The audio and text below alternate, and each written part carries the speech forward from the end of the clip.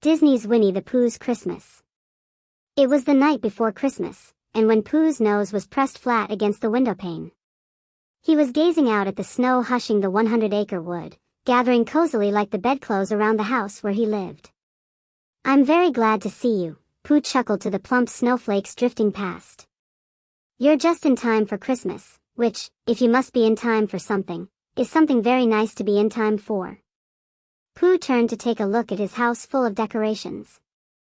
"Let me see, a tree, some candles." He scratched his head and sighed. There seems to be something missing. All at once, Pooh heard a rattle of a very small knock at his front door. "Perhaps," Pooh smiled to himself, "that is whatever it is that's missing." Pooh opened the door to find a very small snowman with a pair of very piglet-looking ears. "Oh," remarked Pooh, who was a very surprised bear. Then he added, "Hello, Piglet," because one should always be polite, even to surprises. "Hello, Pooh," the snowman answered in a very piglet-sounding voice. "Merry Christmas." Pooh wondered whether it was more polite to invite the snowman in, where it was warm, or let him stay outside, where snowmen are usually more comfortable. The snowman finally gave Pooh a very small hint. "May I come in?" it asked. "Please do," said Pooh. The snowman hurried inside and stood before the fireplace. "The only thing I don't like about Christmas," said the snowman, "and it's a very small thing, is that my ears get so very cold." "I can imagine," replied Pooh, who could not imagine a snowman's ears being anything but cold. The snowman stood shivering in front of the fire, and with every tremble and quiver, began to look less and less like a snowman and more like Piglet. "Why, hello, Piglet," blurted Pooh, delighted to see his very small, very best friend standing in a puddle of water on the hearth where the snowman had stood just moments before. "If I had known it was you, I would have invited you in." Piglet smiled up at his friend. "Oh, Pooh, you did invite me in. You knew it was me all along." "Well, of course I did, Piglet," responded Pooh, scratching his head. "I just didn't know I knew until this particular moment."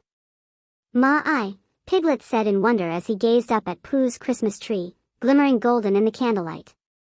Glowing candles hung from its branches, each nested in its own honey pot. "I've never seen so many candles on one tree." "Well," explained Pooh, "there seems to be a great many empty honey pots to use for candle holders, and there was a great deal of extra room on the tree because the popcorn didn't seem to get strung." "Would you like me to help you string the popcorn?" Piglet asked. "Why, yes, Piglet, I like that very much," answered Pooh. "That is, if there were any popcorn left to string, which there isn't." "Oh dear," said Piglet. He looked around nervously, leaned close to Pooh, and whispered, "What happened to it all?" "I ate it," Pooh whispered back. "I was tasting it to make sure it was properly popped, and by the time I was sure." Pooh shrugged. "It was all gone. I do, however, still have the string." "That's all right, Pooh," Piglet laughed. "We can use the string to wrap your gifts." "But, Piglet," chuckled Pooh, "the gifts won't be here until tomorrow morning, and then I unwrap them." Pooh leaned close and whispered confidently into Piglet's ear, "That's the way it's done, you know." There may have been a few things about Christmas on which Pooh was a little hazy, but opening presents wasn't one of them. "No, Pooh, I mean I'll help you with the presents you're going to give." Pooh's smile disappeared. "Oh," he said quietly, "those gifts." Then, even more quietly, he added, "Oh, brother." "What's the matter, Pooh?" Piglet asked. Pooh sighed tremendously. "I think I just remembered what I forgot," he said. "It's presents." "No presents?" Piglet looked up at Pooh sadly. "Not even a small one," Pooh shook his head. "I'm sorry, Piglet." Piglet smiled bravely. "It's all right, Pooh. I always get a bit too excited opening presents, and it's the thought that counts, you know." He sniffled. "I think I'll take my very cold ears and go home." Pooh saw his friend to the door and watched him walk sadly down the path as the snowflakes began turning him into a very small snowman once again. "Oh my, Pooh said to himself as he wound his muffler around his neck and stepped out into the snow. If it's the thought that counts at Christmas, I think I better ask Christopher Robin what he thinks about thoughts and presents and Christmas and everything. It was a long, chilly tramp through the swirling night. The snowflakes tickled Pooh's nose and crept down the back of his neck to get warm. He was very glad when he arrived at Christopher Robin's house, and he knocked loudly on the door. "Pooh Bear!" Christopher Robin exclaimed. "What a wonderful surprise! Come in." Pooh was led into Christopher Robin's toasty den, ablaze with lights and colors dancing merrily from candles to glass balls to tinsel and back again. "My!" Pooh breathed. "This certainly looks like Christmas. So I suppose I can ask you what I came to find out." He rubbed his chin thoughtfully, as soon as he remembered what it is. But then Pooh frowned and stepped up to Christopher Robin's fireplace, where a row of socks and stockings of all shapes and sizes hung neatly from the mantelpiece. "Don't you think," Pooh remarked, trying to look as wise as possible, "that Christmas is perhaps not the best time for drying your laundry?" "Silly old bear," Christopher Robin laughed, ruffling the fluff on Pooh's head. "That's not laundry. They're stockings to hold Christmas presents." "You mean," Pooh answered slowly, trying to take it all in, "you have to have stockings to put presents in?" "Yes," said Christopher Robin, "that's the way it's done." "Oh, bother," said Pooh, looking down at his feet. Not only did he have no presents for his friends, but they had no stockings to put the presents in. Pooh, being a bear, had little use for stockings, their feet being, after all, one of the things bears used to. All his friends in the 100-acre wood were much the same way.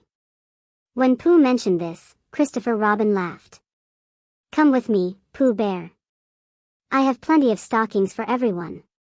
Christopher Robin showed Pooh a drawer containing socks and stockings of every size, shape, and color.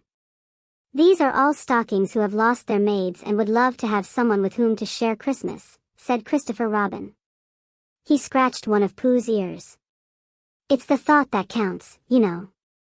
"Why, yes," replied Pooh, happy that Christopher Robin had remembered to answer the question that he had forgotten to ask. "Thank you very much, Christopher Robin." Soon, Pooh was walking happily home with his arms full of stockings. The snow had stopped falling, leaving a wonderful white coverlet over the entire forest. It was as if the 100-acre wood had decorated itself for Christmas. A huge moon made it seem as bright as day, but Pooh reminded himself with a yawn, "It is very late, and I must get these stockings delivered." He considered for a moment. "I must get everyone's presents too, of course, but the stockings came first." And so Pooh, being as quiet as the soft night around him, crept into his friends' homes one by one and left the stockings with a little note. From Pooh. Hanging from each one's mantle. First, of course, there was Piglet's house, where Pooh placed a very small stocking. He then left a striped one for Tigger, because he was sure that was the sort of stocking Tigger liked best. Pooh left a very bright orange one at Rabbit's house. Eeyore caught the warmest and friendliest stocking Pooh could find. Gopher received a long dark stocking. Pooh thought it was what a tunnel would look like if a tunnel were a stocking. Finally, Owl was given a stocking the color of the sky, in which Pooh thought he would like to fly if he were an owl. It was very, very late when Pooh nailed his own honey-colored stocking to his very own mantelpiece. "Now that the stocking business is all taken care of," said Pooh, settling down in his softest armchair, "I simply must do some serious thinking about what I'm going to give my friends for Christmas." Pooh closed his eyes, and soon neither his snoring nor the sun rising over the 100-acre wood disturbed his thoughts. In fact, Pooh did not stop his deep thinking or loud snoring until a knock sounded at his door, accompanied by a chorus of "Merry Christmas, Pooh Bear." Pooh opened his eyes and glanced about anxiously. "Oh no," he thought, "my friends are here for Christmas, and I have no presents for any of them. There's only one thing to do," he told himself certainly. "I shall simply have to tell my friends I'm sorry, but I only thought about presents for them." Pooh opened his door and started to apologize, but before he could say a word, he was rushed by all his friends, Piglet, Tigger, Rabbit, Gopher, Eeyore, and Owl, all thanking Pooh at once for his thoughtful gifts.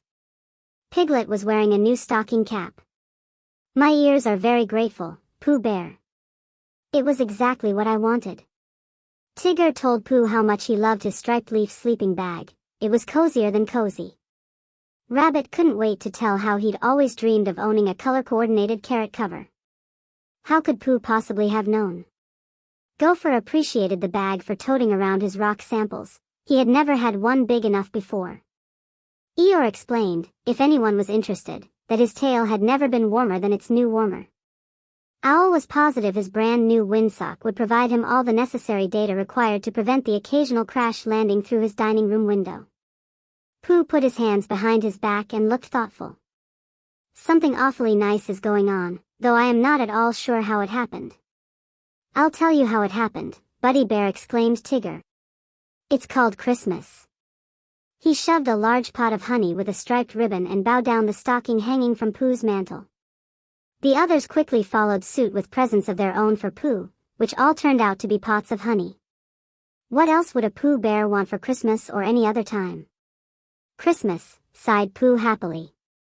What a very sweet thought indeed. The end.